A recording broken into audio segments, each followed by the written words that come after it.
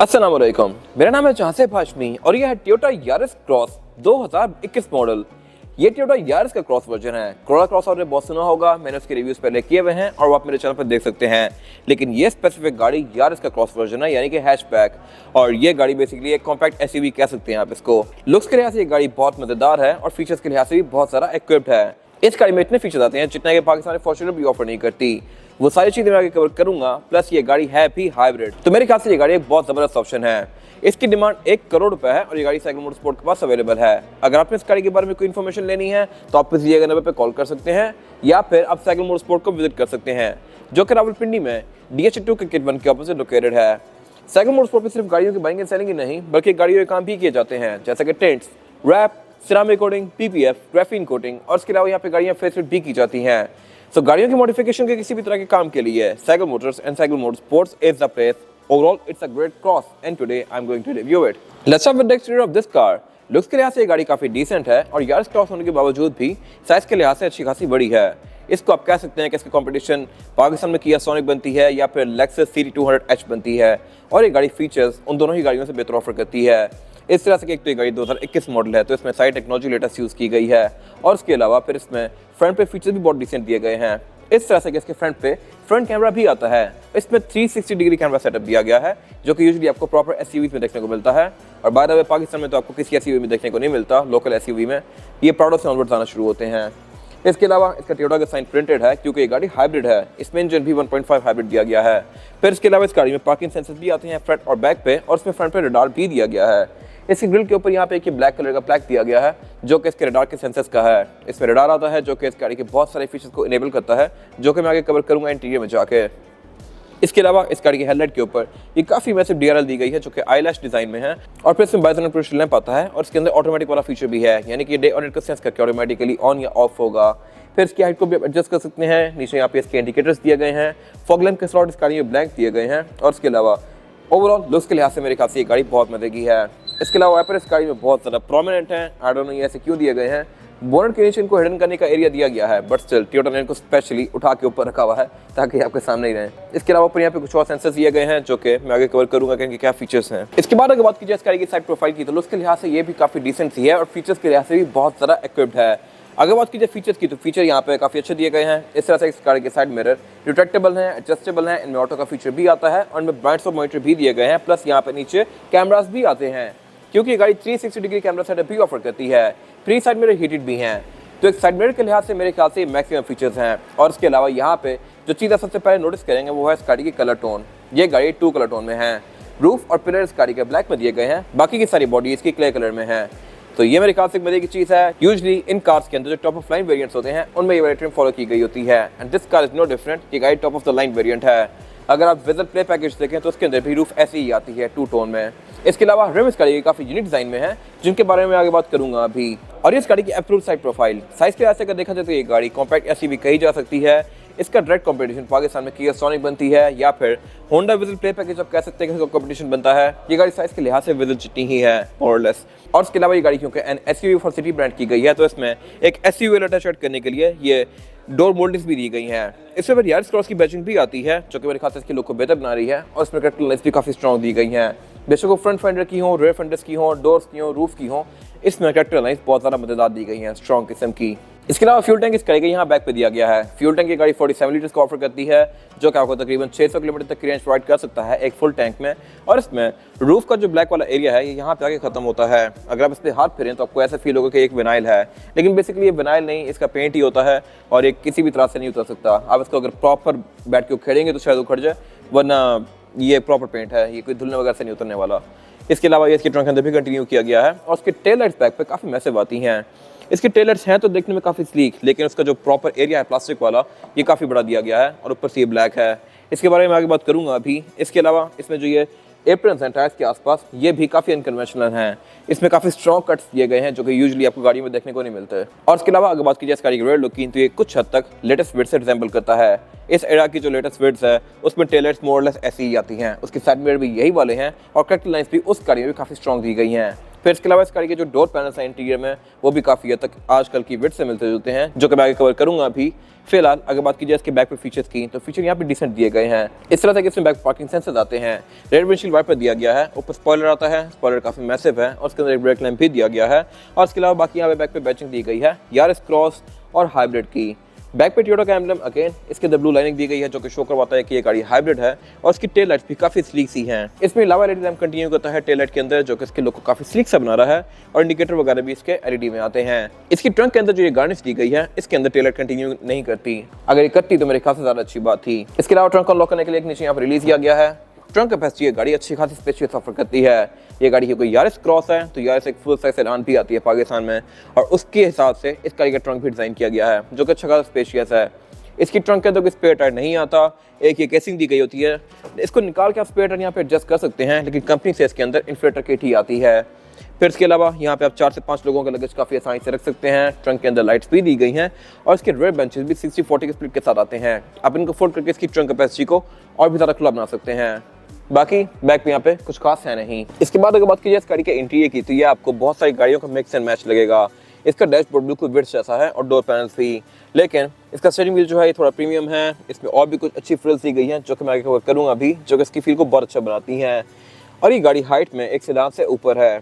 Sedan जैसा कि Corolla वगैरह हो गई या यारिस हो गई, वैसे थोड़ी सी नीचे हैं। तो अगर आप एक थोड़े एजेड बंदे हैं तो आपके लिए ये गाड़ी मेरे ख्याल से अच्छा ऑप्शन है। इस तरह से कि इस गाड़ी में एंट्री और एग्जिट थोड़ा आसान है, जबकि सिविक या कोरोला में अगर आप बैठते हैं तो आपको काफ़ी नीचे जाना पड़ता है और नीचे से उठना भी थोड़ा सा मुश्किल होता है। इसके अलावा ये तो हो गई कुछ मेन चीज़ें। अगर बात की जाए इस गाड़ी के फीचर्स की, तो फीचर्स के लिहाज से एक गाड़ी बहुत ज़बरदस्त है। ये गाड़ी अपनी प्राइस को जस्टिफाई करती है इस तरह से कि इसमें हेड्स अप डिस्प्ले आता है, इसका मीटर स्क्रीन है, इसके एंड्रॉइड पैनल काफ़ी मजेदार है, जो कि मैं आगे कवर करूँगा अभी, और इसमें सीट्स भी हीटेड आती हैं। फिलहाल अगर बात की जाए इस गाड़ी के स्टीयरिंग व्हील की, तो स्टीयरिंग व्हील इस गाड़ी में 3 स्पोक दिया गया है। इसमें लेफ्ट स्पोक में जो कंट्रोल दिए गए हैं ये मल्टीमीडिया सिस्टम के हैं। राइट स्पोक में जो कंट्रोल दिए गए हैं ये इस गाड़ी के एडाप्टिव क्रूज कंट्रोल के हैं, और इसमें लेन डिपार्चर असिस्ट वगैरह भी दिया गया है।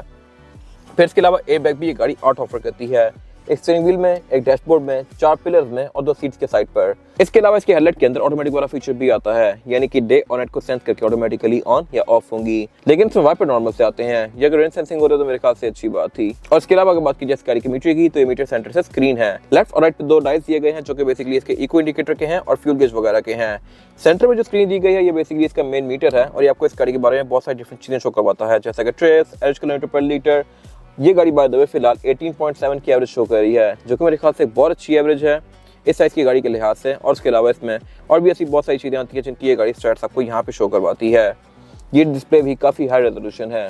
इसके अलावा इसके मीटर की हाउसिंग नॉर्मल सी अच्छी प्लास्टिक की फिनिश में है। ये गाड़ी बेसिकली एक एंट्री लेवल कार है, तो इसमें बिल्ड क्वालिटी पे कोई बहुत ज़्यादा वर्क नहीं किया गया, लेकिन ये गाड़ी हेड्स अप डिस्प्ले ऑफर करती है। हेड्स अप डिस्प्ले आपको लेक्सस जैसी कार्स में देखने को मिलता है, इवन प्राडो या वी8 भी नहीं ऑफर करती। LC300 में अब जाके आना शुरू हुआ है, लेकिन इस गाड़ी में भी टोयोटा ने ऑफर किया है। इसके अंदर ये गाड़ी आपको रोड शो करवा रही है, स्पीड शो करवा रही है और आरपीएम वगैरह भी शो कराती है। फिर इसके अलावा डैशबोर्ड इस गाड़ी का आधा चीप प्लास्टिक की फिनिश में है, लेकिन जो ये वाला एरिया है ये इसका सॉफ्ट टच मटेरियल है, तो ये मेरे ख्याल से एक अच्छी चीज़ है। और इसके अलावा डैशबोर्ड के सेंटर में ये फ्लोटिंग डिस्प्ले आता है। ऐसा ही डिस्प्ले पाकिस्तान में रिसेंटली फॉर्च्यूनर GR स्पोर्ट के अंदर आना शुरू हुआ है। इवन लेजेंडर भी ऐसी स्क्रीन ऑफर नहीं करती। ये स्क्रीन अच्छी खासी प्रीमियम है, ये आपको गाड़ी की स्टैट्स भी शो करवाती है, क्लाइमेट कंट्रोल भी शो करवाती है। इसमें एंड्रॉइड ऑटो, एप्पल कारप्ले वगैरह भी आता है, टोयोटा केयर भी आता है। ऐसी बहुत सारी चीज़ें आती हैं जो कि कंपैरेटिवली पाकिस्तान में जो ऑफर होती है लेजेंडरी के स्क्रीन उससे बहुत बेहतर है। इसकी साउंड क्वालिटी भी लोकल स्क्रीन से बहुत बेहतर है, और ये इस साइज की कार में भी टोयोटा ने ऑफर की हुई है, जबकि पाकिस्तान में इतनी बड़ी गाड़ियों में भी नहीं आती। उससे नीचे पर हेडलाइट का बटन दिया गया है, नीचे एयरमेट्स दिए गए हैं। एयरमेट इस गाड़ी में इस एरा की विड्थ की तरह के ही हैं, बिल्कुल नीचे घुसा के दिए हुए हैं।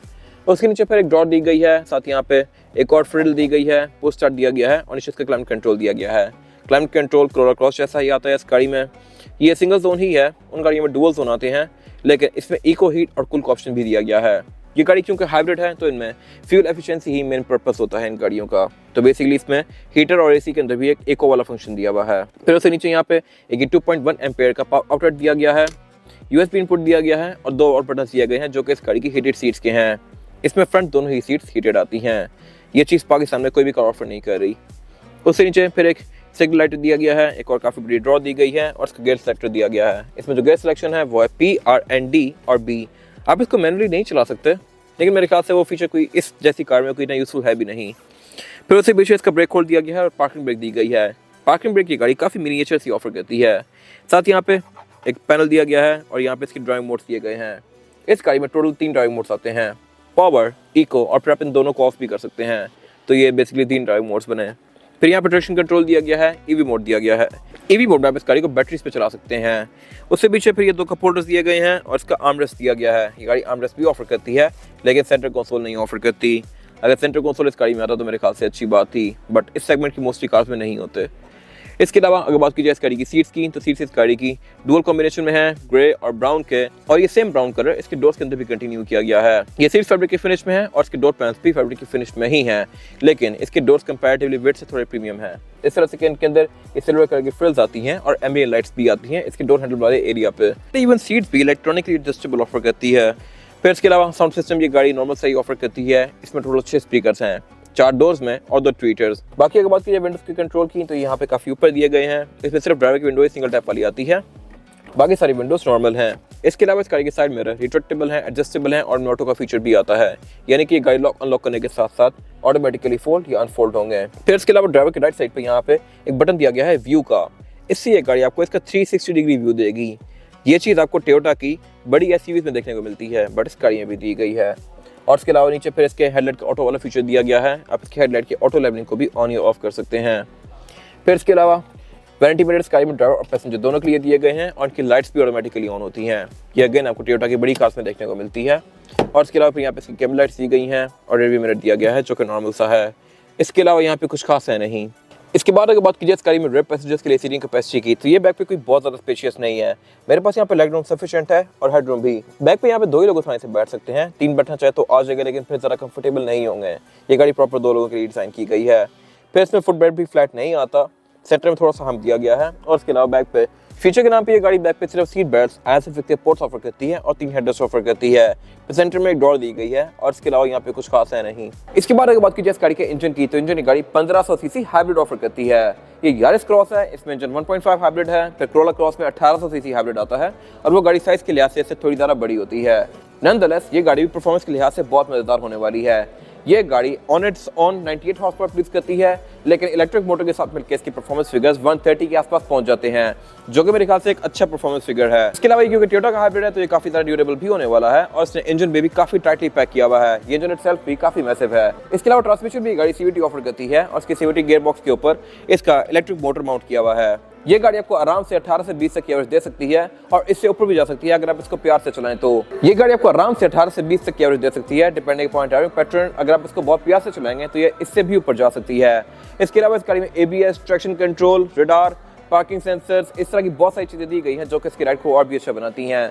बाकी बोनट इस गाड़ी का स्टैंड से ऊपर होता है, लेकिन इसके अंदर इंसुलेशन दी गई है, तो ये मेरे ख्याल से एक अच्छी चीज है। इसके अलावा यहाँ पे कुछ खास है नहीं। इसके बाद अगर बात कीजिए इस गाड़ी के टायर साइज की, टायर साइज जो आता है इस गाड़ी में ये है 215, 50 और 18। इसमें 18 इंचेस का रिम दिया गया है जो कि फॉर्च्यूनर ऑफर करती है पाकिस्तान में, तो मेरे ख्याल से एक बड़ी मजे की चीज़ है। ना 15, ना 16, ना 17, सीधा 18। और ये रिम हैवी लुक्स के लिहाज से बड़ा मजेदार। ये ग्रे और एल्यूमिनियम के कॉम्बिनेशन के साथ है और इस पे टायर भी डनलॉप एनआरसेव लगा हुआ है जो कि एक अच्छा टायर है और इसकी कंडीशन भी बिल्कुल ठीक है। ये आपको तकरीबन 40 से 50,000 किलोमीटर एक अच्छी राइड प्रोवाइड करेगा। फिर इसके अलावा इसमें ऑल व्हील डिस्क ब्रेक भी दी गई है और इसमें फिर ABS, इलेक्ट्रॉनिक पावर स्टीयरिंग, इस तरह की चीज़ें भी आती हैं जो कि इसकी राइड को और ज़्यादा बेहतर बनाती हैं। इसके अलावा यहाँ पे कुछ खास है नहीं। ये इस गाड़ी की फिजिकल की है। फ्रंट पे इसमें लॉक अनलॉक दिया गया है, टोयोटा का लोगो दिया गया है। बैक पे ब्लैंक आती है और बाय द वे ये Toyota land cruiser ZX V8 की है। ये दोनों कीज मोर और लेस सेम ही है, तो टोयोटा मेरे ख्याल से अपनी कीज पे खास वर्क करता नहीं है। और बाय द वे 2016 में लैंड क्रूजर V8 की ये थी जो कि अब ग्रैंडे में आती है। ये बिल्कुल बेसिक सी की। तो मेरे ख्याल से टोयोटा को बड़ी कार्स के लिए डिफरेंट कीज बनानी चाहिए, बट टोयोटा ऐसा नहीं करता। टोयोटा अब इवन जो छोटी छोटी गाड़ियों की कीज होती हैं वो भी लैंड क्रूजर V8 जैसी देता है। अब ये V8 वाली की है और ये विट्स की है। विट्स की, कोरोला क्रॉस की, सबकी की अभी आने लग गई है, तो ये मेरे ख्याल से इन बड़ी गाड़ियों के साथ से आती है। ये था आज का रिव्यू। अगर आपको ये रिव्यू पसंद आया तो इस रिव्यू को लाइक कीजिए, मेरे चैनल को सब्सक्राइब कीजिए और अगर आपके पास कार से रिलेटेड कोई राय है तो उसको कमेंट सेक्शन में शेयर जरूर कीजिएगा ताकि वो लोग जो ये गाड़ी देने वाले हैं वो आपकी राय से फ़ायदा उठा सकें। अपना ख्याल रखिएगा। Thank you.